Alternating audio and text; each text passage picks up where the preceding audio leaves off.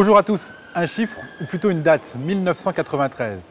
1993 parce que c'est la naissance de Montélimar-Sézanne. Ça fait donc 20 ans aujourd'hui. Et 20 ans, ça se fête parce que grâce aux élus, Montélimar-Sézanne est devenu un acteur incontournable au quotidien pour ses habitants, mais aussi pour le développement de son territoire.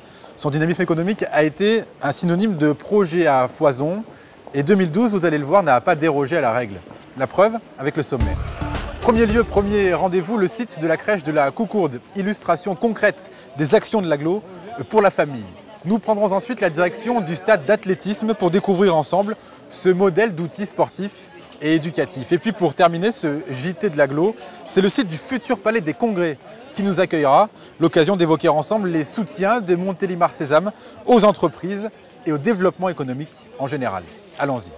La Coucourde, c'est ici que se situe la 8e crèche intercommunale ouverte ce mois-ci, en janvier. Une capacité de 15 places qui viennent renforcer la première offre de garde de la Drôme proposée par l'agglo. Que voulaient les élus précisément pour cette réalisation? Ce que cherchent les élus, c'est le confort et la santé des usagers. Donc aussi bien des enfants que des personnes qui vont travailler dans cette crèche. Alors ce n'est pas tout, l'année 2012 a aussi été marquée par deux autres événements dans le domaine de l'enfance, l'aménagement de la crèche de Nocaz à Montélimar et le développement des accueils de loisirs. Regardez. La halte garderie de Nocaz a fait l'objet avec le soutien de la CAF d'importantes modifications pour devenir une crèche et proposer ainsi une garde à la journée et des repas. D'une capacité de 16 places, bénéficiant à plus de 40 familles, la structure a été réaménagée pour le confort des enfants et l'accueil des parents. Parallèlement, la communauté d'agglomération s'est portée acquéreur des locaux situés juste à côté. La liaison entre les deux bâtiments permettra de créer une structure d'environ 25 places. L'agglo poursuit le développement de ses accueils de loisirs, toujours autour de la qualité de service et de la convivialité. Les 5 centres de Montélimar, les Kido, le Kido Allan et les Solsiu ont été complétés par le Kido Savas. L'agglo subventionne également les MJC de Montélimar et Montboucher-sur-Jabron. 900 places sont ainsi proposées aux familles.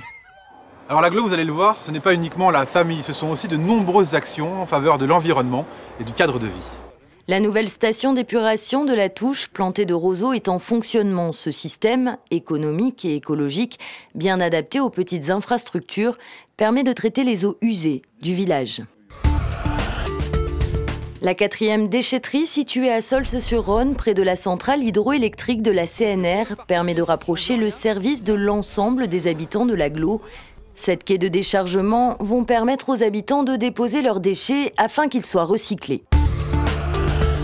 L'implantation des conteneurs semi-enterrés et enterrés pour les ordures ménagères et les déchets recyclables se poursuit. 10 communes ont été équipées en 2012.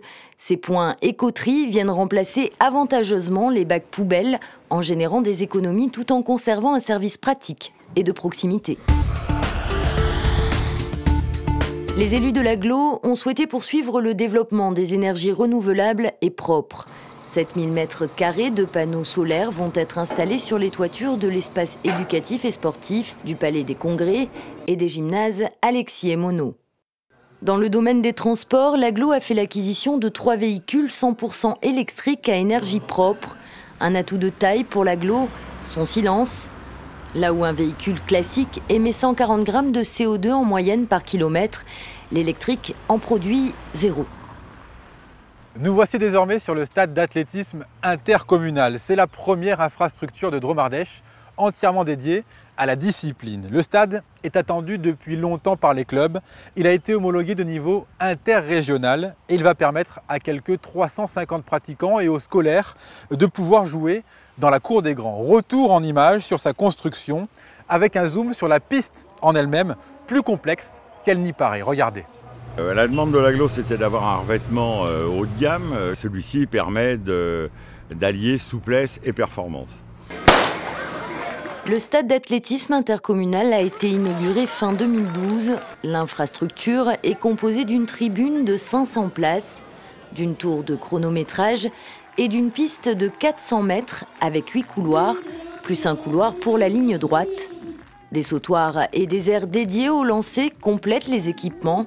l'handisport a été totalement intégré au projet. Ça fait à peu près 30 ans que le club phare en athlétisme de Montélimar souhaitait avoir un équipement à la hauteur, et là on ne peut être que satisfait quand on voit ce qu'il y a derrière nous. On pourra organiser des compétitions départementales, régionales, voire nationales. Accueillir donc des championnats de France, c'est tout à fait possible, parce que cette piste répond aux exigences d'un championnat national. Et maintenant, d'autres objectifs, d'autres ambitions des élus de l'agglo, toujours en matière de sport, la réhabilitation de la piscine de Châteauneuf-du-Rhône et le soutien des manifestations d'envergure. Présentation. De grands travaux ont été réalisés à la piscine de Châteauneuf-du-Rhône pour renforcer le confort des usagers et l'accessibilité pour les personnes à mobilité réduite. Les plages, bâtiments et piscines ont été refaits et 3 jeux d'eau ont été rajoutés. Ouverte uniquement l'été, la piscine a enregistré une augmentation de 45% de sa fréquentation après les travaux, avec 7800 entrées. La 3e édition de la cyclosportive Corrimadrome Provençal, organisée par le Saint-James Vélo Club et soutenue par l'agglo, a réuni près de 2000 amateurs de la Petite Reine. Parlons culture désormais, c'est aussi un domaine privilégié par les élus, c'est un vecteur de rencontres et d'échanges. Et c'est par conséquent une offre diversifiée et riche en événements qu'ils vous proposent. Petite révolution pour le cinéma Art et Essai Les Templiers qui est désormais équipé de la technologie numérique. Cette nouveauté permet notamment avec une grande qualité de son et d'image la programmation de films en 3D grâce à des lunettes spécifiques. La salle, de 115 places, qui propose films récents en VO et documentaires, s'ouvre à tous en pratiquant des tarifs abordables, même pour la 3D. 2 événements culturels majeurs se déroulent chaque année. Le millésime 2012 du Sésame Festival aura connu de grands moments de bonheur et de rire grâce à la présence d'Elie Semoun et de Julien Clerc.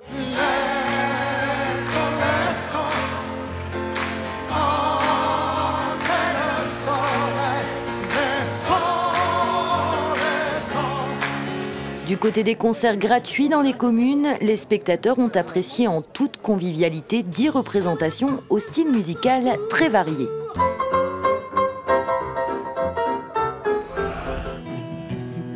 De son côté, Itinérance, le rendez-vous culturel du territoire, s'est étoffé pour sa 2e édition.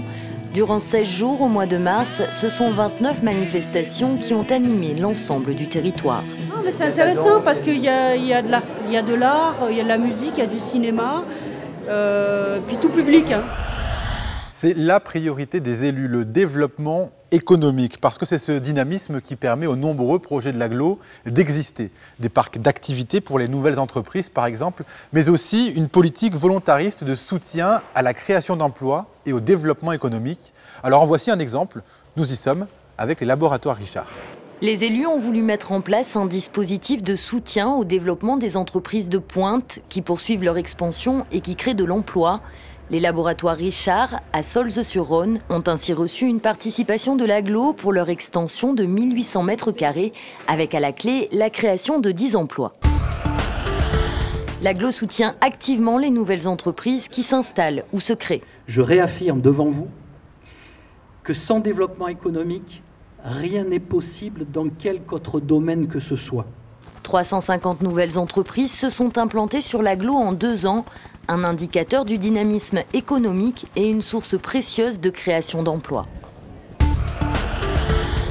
Les élus s'investissent toujours plus dans leur soutien à l'emploi. Fort du succès du Forum de l'emploi avec près de 3000 visiteurs et 60 entreprises, c'est vers les emplois saisonniers que l'action s'est orientée.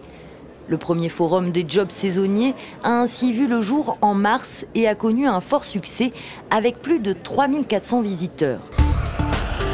Les élus, en proposant de nouveaux parcs d'activités, se sont donné les moyens de répondre aux demandes d'implantation de nouvelles entreprises. Je connais Montélimar depuis 10 ans, j'ai eu une extension économique assez fulgurante sur Montélimar. Toutes les entreprises s'installent ici, on a surtout une desserte au niveau autoroutière qui est vraiment parfaite. L'agglo a réalisé, en plus des parcs d'activités de la Coucourde et de la Bâtie-Roland, une extension de 6 hectares du parc d'activités de l'Étang à Châteauneuf-du-Rhône. Réseau Ferré de France et la SNCF sont venus présenter aux conseillers communautaires les résultats des études engagées pour la gare Montélimar TGV, confirmant le chiffre de 345 000 voyageurs potentiels par an. Pour finir, je souhaitais vous emmener sur le projet phare de l'agglo, le Palais des Congrès. À côté de l'espace Mistral, s'imbrique cette immense réalisation qui va composer le bâtiment. Le 15 mars 2012 était posée la première pierre.